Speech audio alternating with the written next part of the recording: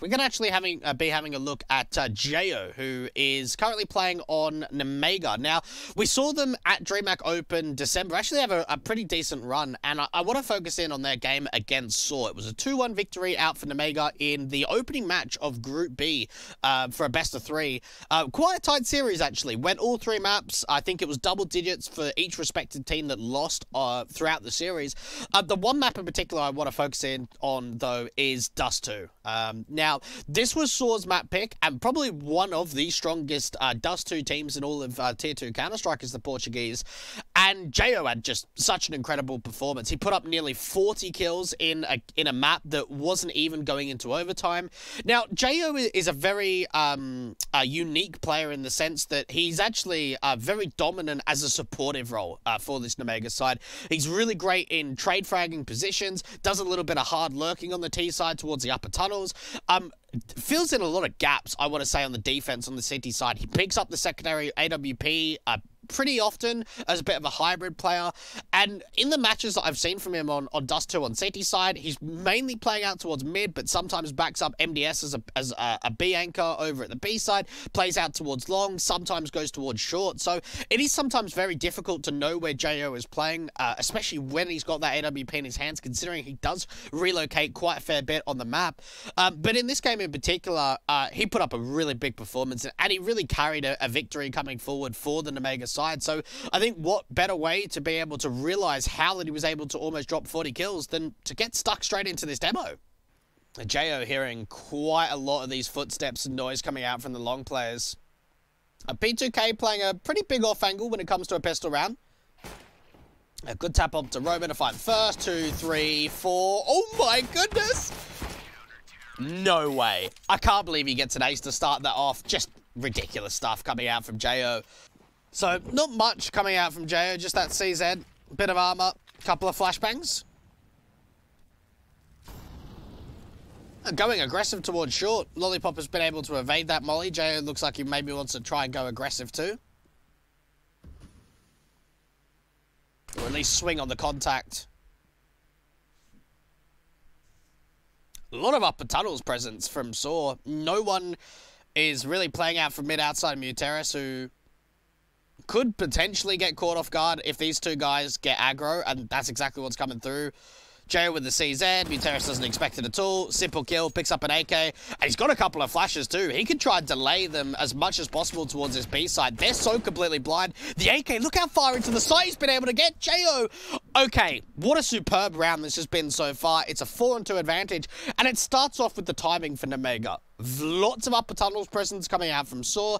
We see Jayo and Lollipop 21K getting aggressive. They find that first pick, they find the opening man advantage, they pick up an AK, and Jayo with a couple of flashbangs realizes straight away, as soon as he takes down Muteris and there's more presence coming out towards B in terms of utility, flash over the top. Yeah, it might be blinding off his teammate from MDS, or at least making it a little bit more difficult for him, but he's buying the team more time to get in rotating positions. He's been able to push forward, even get to this car position. Does end up finding another kill.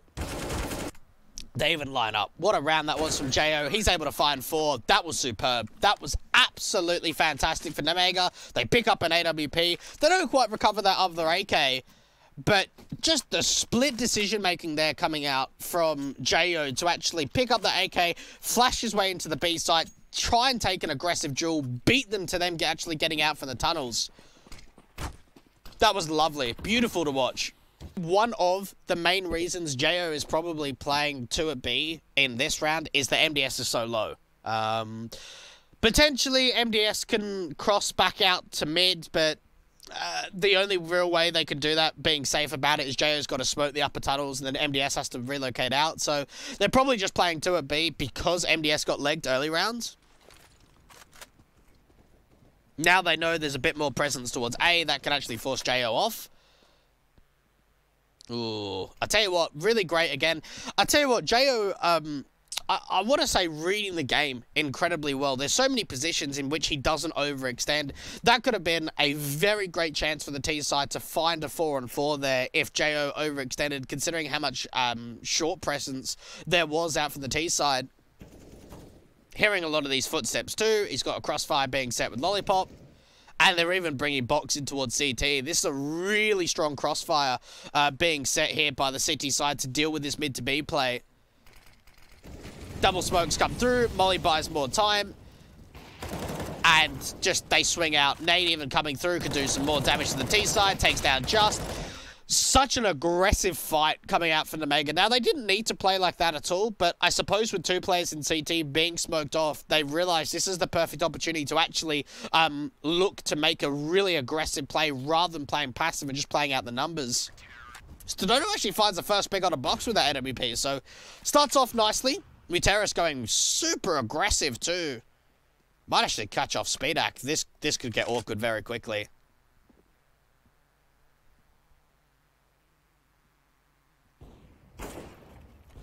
Oh, no. No, no, no. How has this happened? This is a round of an AWP, a P250, and just pistols, and sAw have got a 5-on-1. Like, I just don't see why you're trying to peek mid in a round where you know an AWP is being saved in with the economy low. They lose that first pick, then Muteris goes really aggressive. Stododo is doing so much damage with this AWP out from long. JO's now in a 1v5, and like this round is over. Like, there's just no way that this is coming back for him. Does bait out the AWP on the site.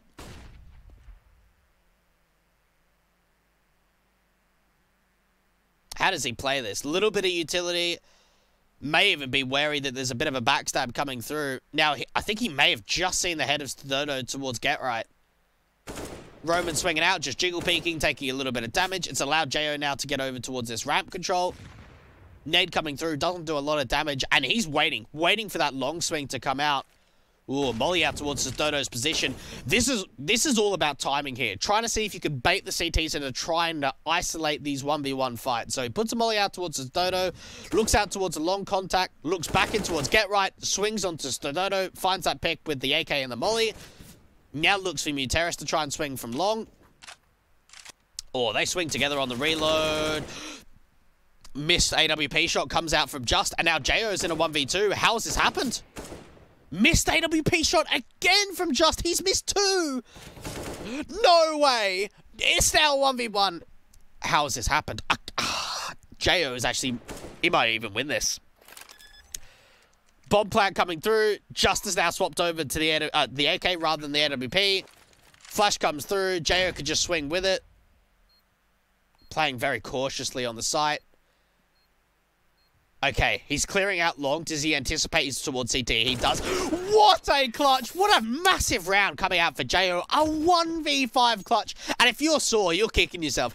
Yes, it was only a half bite. You weren't expected to win that round. But once you've got a 5-on-1, you don't expect to be losing it. That is such a big round for JO. Impressive. That's all I can say. So Nemiga, I mean, they're down by just a round deficit. They're already down by a man disadvantage.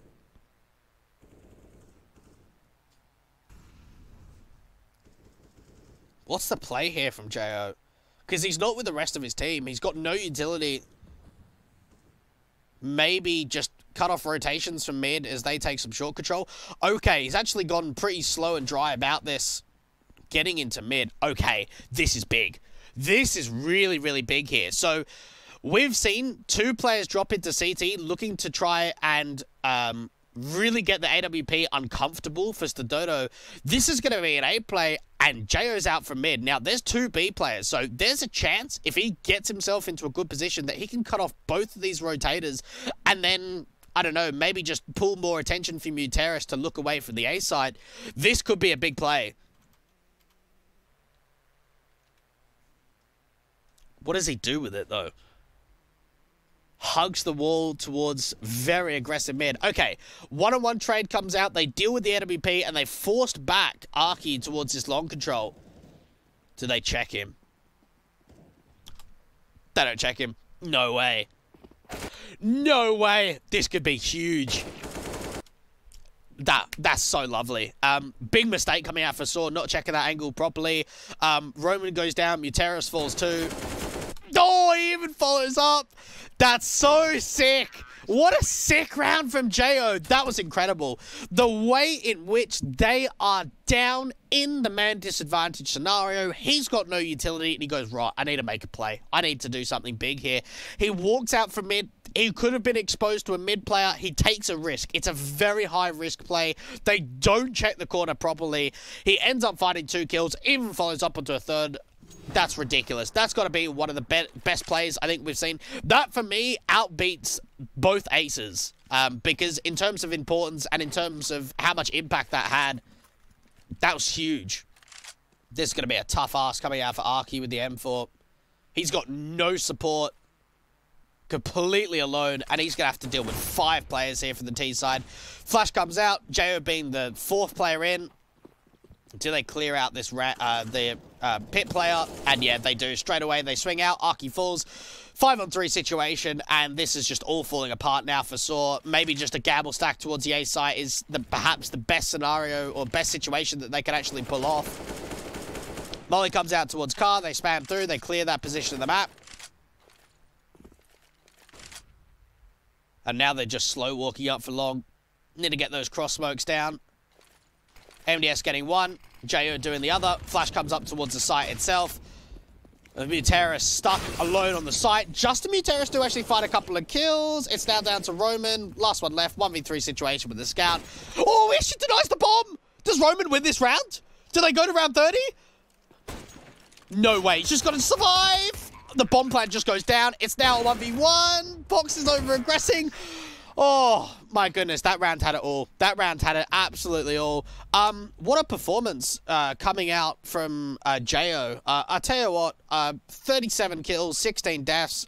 Really impressed. Honestly, that was a standout performance from JO. It was really intriguing to see from his POV how much of like a supportive kind of lurking player he is, right? We saw on City side him picking up the secondary AWP pretty regularly. We saw him moving around the map a lot, mainly focusing in on that mid control, but also going out towards helping MDS over at B, going out towards short, out from long sometimes. He got 2 aces in the game. On T side, he was doing a lot of lurking towards the upper tunnels, you know, flashing players into getting map control, being sort of like the 3rd, 4th rifler into a lot of the execution basis when he ends up being grouped up with his teammates, and sometimes even being on some entries. We saw in that half by around sort of round 20, round 21 or so, that he went into that B bomb site with the Tech 9s and was actually able to convert.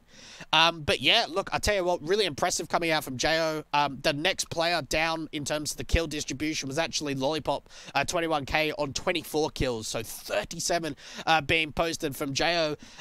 Yeah, incredible stuff coming out for the Estonian, and I just want to say a massive thanks for tuning in. It's been great fun to be able to cover this POV from JO. So once again, thanks for watching, and I'll see you in the next video.